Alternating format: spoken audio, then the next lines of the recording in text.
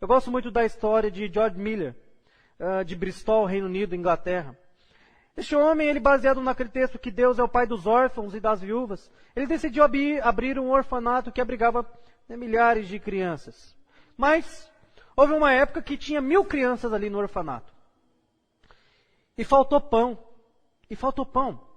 Imagina, você às vezes tem 2 ou 3 crianças, já fica preocupado com o pão da manhã. Caramba, hoje não tem dinheiro para comprar pão, para dar café com leite para as crianças. Agora imagina, 1000 crianças, órfãs.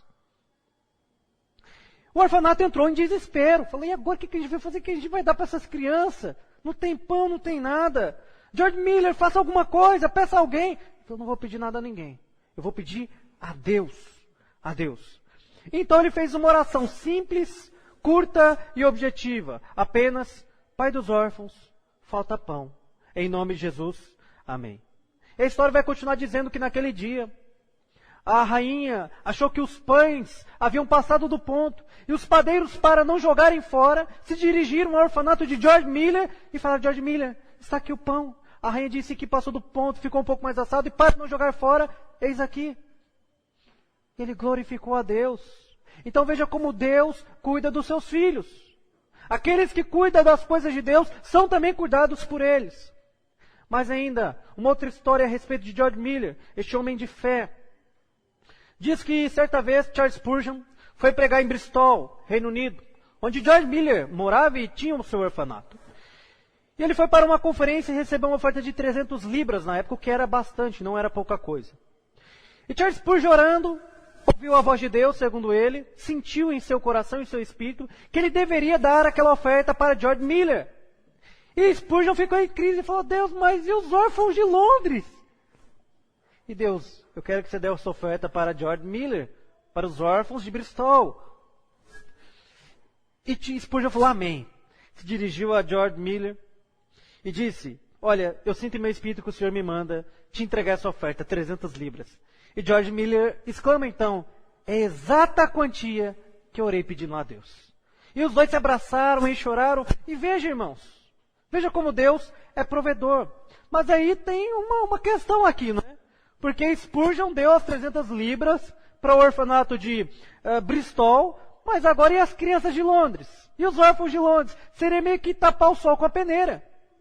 Então, Charles Spurgeon voltou para Londres e falou, Deus, e agora, né? Como é que vamos fazer com os órfãos aqui? E diz então que em seu escritório havia um envelope, uma carta com 300, o valor equivalente a 300 libras. E ele exclamou, eis o Deus. George Miller, inclusive, vai ter um diário onde está registrado mais de 50 mil orações respondidas.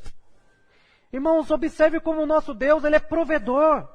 Ele cuida de nós. E se eu fosse conversar com você, nós teríamos inúmeras histórias do cuidado de Deus para conosco. Ora, se Deus tem cuidado de nós, por que não cuidaremos nós das coisas de Deus? Mateus 6 vai dizer que Deus cuida das aves que não ajuntam. E também das plantas que não tecem roupas. E Deus as veste de uma forma que nem Salomão em toda a sua glória se vestiu. Estas que hoje existem e amanhã são lançadas no fogo. Será que Deus não teria maior cuidado para nós? Não valemos mais nós do que aves ou plantas? É claro que sim.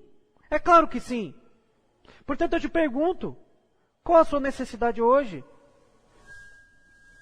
O que você precisa para dar um passo de fé e deixar que Deus cuide de você à medida que você cuida das coisas dele? É no seu casamento você precisa de uma restauração? É financeiramente? É um trabalho? É uma porta de emprego?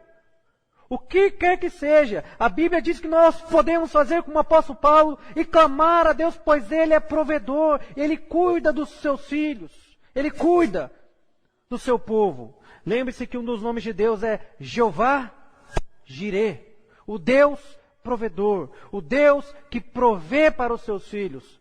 Portanto, eu gostaria de te incentivar a fazer como a igreja de Filipos, a cuidar das coisas de Deus e deixar que Deus cuide das suas coisas.